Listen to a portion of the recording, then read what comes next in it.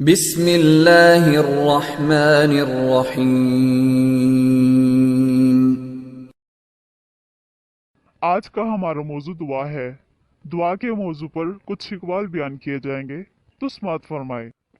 دعا کے 3 پہلو ہوتے ہیں۔ نمبر 1، یا تو قبول ہوتی ہے۔ نمبر 2، یا آخرت کے لیے ذخیرہ کر لی جاتی ہے۔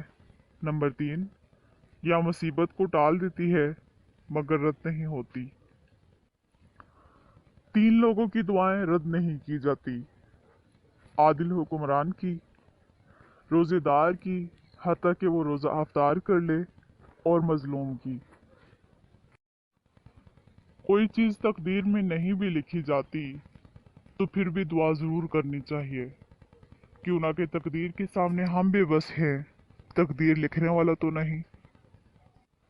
نصیب بے شک اللہ کے ہاتھ میں ہے، مگر دعاؤں کا اختیار اس نے ہمیں دیا ہے، اور دعائیں ہی تو ہیں جو تقدیر بدلنے کی طاقت رکھتی ہیں۔